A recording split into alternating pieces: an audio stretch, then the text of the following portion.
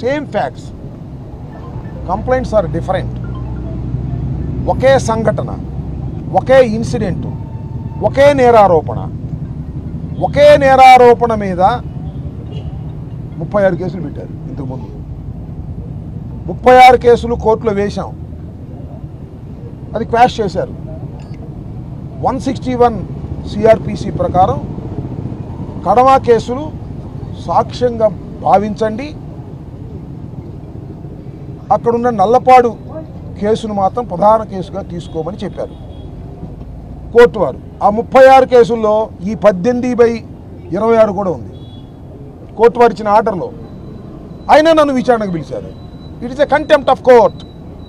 ఇది చట్ట వ్యతిరేకం. పోలీసు వారు కోర్టు ఆర్డర్ని ధిక్కరించి నన్ను పిలిచారు. ఇది చట్ట వ్యతిరేకం. ధిక్కరిస్తున్నారు. పోలీసు వారు అన్ని చట్టాలను ధిక్కరిస్తున్నారు, న్యాయస్థానపు ఆర్డర్ని ధిక్కరిస్తున్నారు.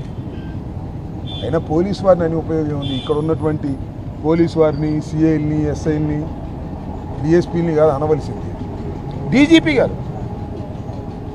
ఆయన లోకేష్ గారు ఏం చెప్తే తింటాడు. ఆ డీజీపీ గారు వీళ్ళకి ఫోన్ చేస్తారు, రాంబాబు గారిని పిలవండి, రాంబాబు గారిని విచారించండి,